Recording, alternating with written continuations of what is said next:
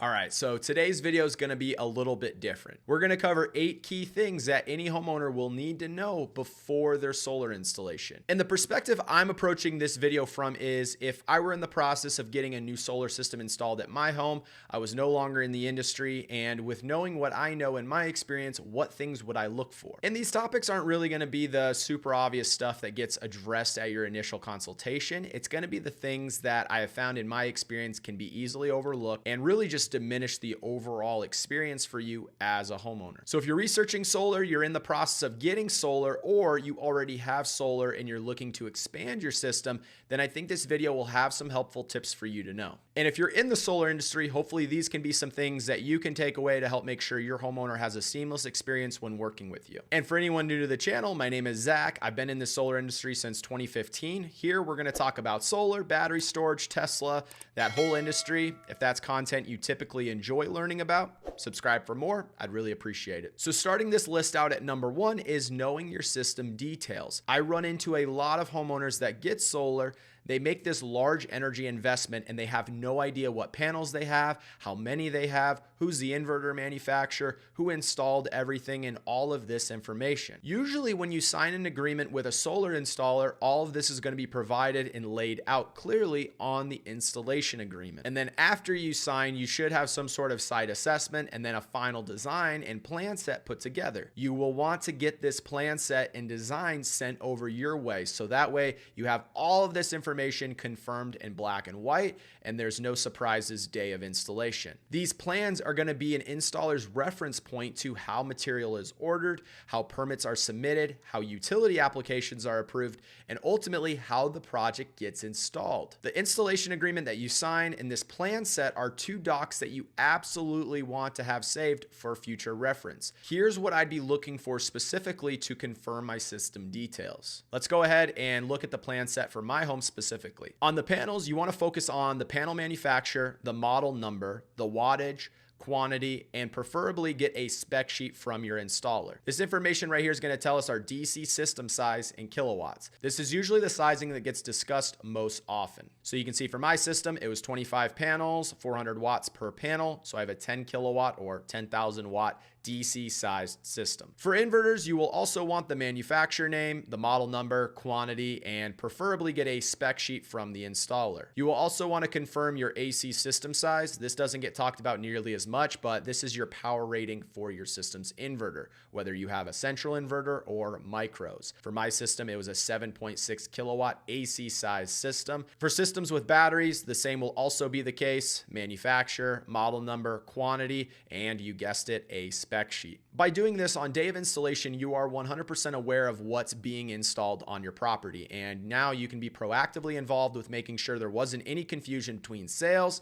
project management, and the installation crew. All right, number 2, I want to know the layouts for both the panels on the roof and the other related equipment. Again, this is going to be found on the actual plan set, not the proposal. With any solar installation, you're obviously going to have the panels that go on the roof, and then you're going to have all of the other equipment that people sometimes forget about. This is called the BOS, or balance of system. This could include your inverters, your batteries, your combiners, subpanels, disconnects, shutoffs, new meters, and so on. You really want to avoid using the proposal you received with your quote for this information because this layout can change. And I don't want to find out about these changes on install day. This becomes even more important if you have aesthetic preferences, street-facing roof planes, or any sort of battery equipment. So on your plans, the panel layout on the roof is going to be the most obvious, and you can see that clearly here on the screen. And if this layout looks good to you, perfect. If not, request a design change. Sometimes an installer may not be able to physically do what you're requesting, but if it's reasonable and possible,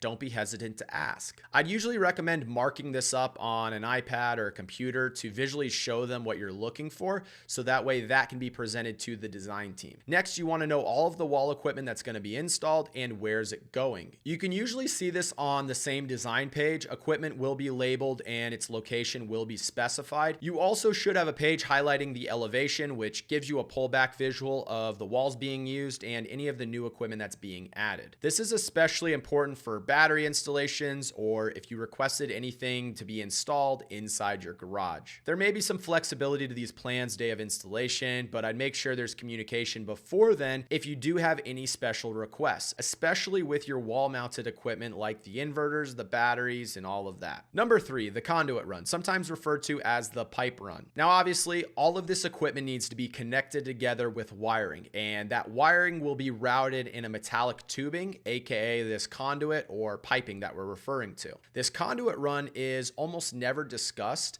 and it's not really something that most homeowners will think to ask about. From an aesthetic standpoint, a bad conduit run can really make an installation ugly. Good installers will take a lot of pride in this and not cut corners. Additionally, I'd always recommend having your installer paint the conduit to match both the roof color and the exterior color as best as possible. Provide the paint if needed. However, this is something I always get from my clients. Remember, this conduit is a metal chrome color, so it really doesn't blend in well, and it may be an eyesore depending on where it's at on your home. The conduit run is usually decided day of installation by the crew, and I'd suggest that you get involved with making sure it's something that you think looks good. Remember, sometimes what you may want is just not physically possible, so you have to be understanding. There can be special requests made before the installation, such as an attic run where it's hidden, but this might not always be something that's easily done and will usually incur some added costs. So in general, make sure you understand what the plan is for the conduit, ask your installer if they paint it to match, and make any special requests if you feel that's necessary. Number 4, this one is specifically if you're getting a battery system. You will want to confirm with your installer what loads will be backed up for your system. Is this whole home backup, meaning all of the loads in your main service panel will be backed up in the event of a grid outage? Or is this partial home backup, meaning just some of your loads in your main service panel will be backed up? If it is partial home backup, it's very important to understand which loads can and will be selected. Mainly your most important ones like refrigeration, AC unit if possible, lights and outlets for a particular section of the home, and so on. You will want to confirm this during your design phase, but also with your installer and your battery crew day of installation. Again, there may be physical limitations with the battery system that you're getting where it cannot back up a load that you really want backed up, but this is stuff that you need to know before installation. So clarify what loads will be backed up by your battery system. And if there's anything I can do to assist further with your current solar situation, feel free to drop me a comment below. Or you can also book a strategy call with me. I'll basically be your second set of eyes and ears for your project. I'll give you my professional opinion on what I would do. All of that info can be found in the description below. Number 5, PTO timeline. So in solar terminology, PTO means permission to operate, and this is the point in time where you can actually turn on your new solar energy system. Sometimes on the day of install, there can be some missed expectations between the homeowner and the installer where the assumption is that the system would be ready to go that day. Now, while the system is physically ready to be turned on in most cases, it's just not approved to do so yet. What you should clarify with your installer is how long is the turnaround time from installation day to permission to operate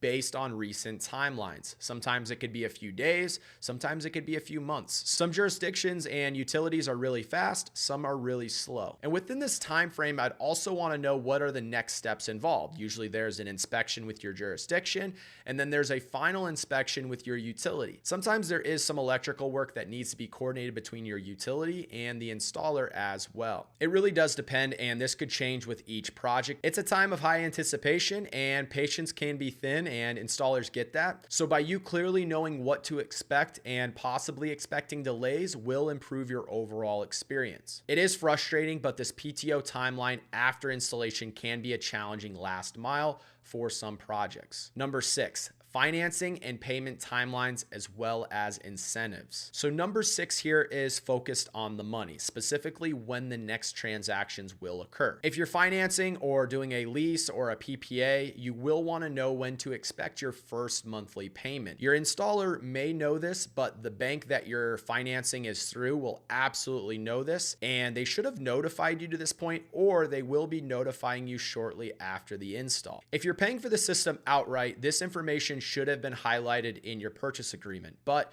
you will want to know when your next milestone payment is due how much is due, and how do you pay it? Now, I get some of this may be obvious, but again, we just don't want there to be missed expectations on the payment side, especially when it comes to the financing monthly payments, since these are usually on auto pay. You don't want there to be a surprise payment taken out of your bank account. Most solar lenders are going to begin payments 45 to 60 days after your installation day, which should be enough time to get this system online. Now, as far as incentives, these are going to be anything that's not the big federal tax credit or any state tax credits. Hopefully you understand how these work and how they'll benefit your situation before you sign the agreement. If you need that 5695 form for the federal tax credit, you can find it linked directly from the IRS in the description below.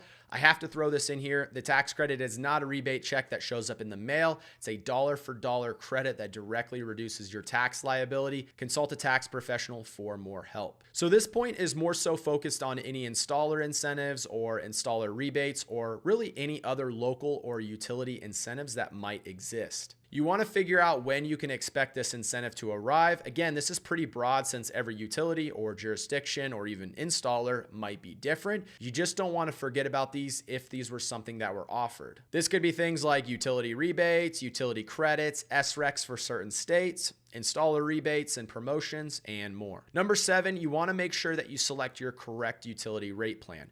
Most utilities will have specific rate plans you can select for both before you go solar and after you go solar. And while there are usually less options to select from post solar, it can still really be overwhelming and complicated, especially if you haven't researched it too in depth. The utility will usually default you to a rate plan or ask you to choose one during your application process. Unfortunately, your utility won't be too helpful either with deciding which one is best for you post solar. If you are in a time-based utility and have a battery system to help maximize rate savings, this is very important. Once you get PTO, this is typically the beginning of your new billing structure with the utility. So you just want to be certain that you are on the correct rate plan and you understand how it works, when the peak hours are, and all of this specific information. You can obviously call your utility to make any changes that are needed. Your solar consultant and your installer should be able to help guide you through this process. Make sure that rate plan is correct. Last but not least, number 8, setting up your system's monitoring portal. So within every solar system, you will have some level of system monitoring. Now, no information on your system's monitoring portal will be available until your system gets turned on and has received permission to operate. But typically after installation, you're going to receive some sort of email to set up your monitoring portal. This might be from SolarEdge, Enphase, Tesla,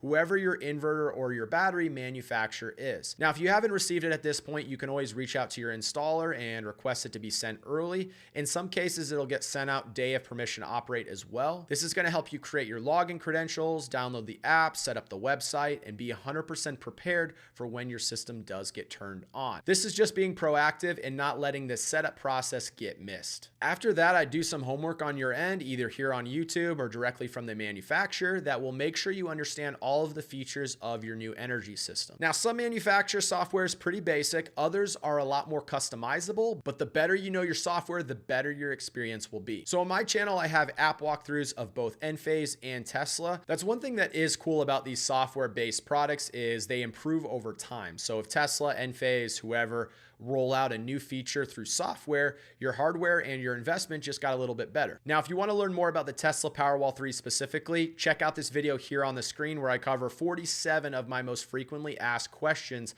on this product. Thank you all for watching. Drop me a like if you enjoyed, and I will catch you guys next time.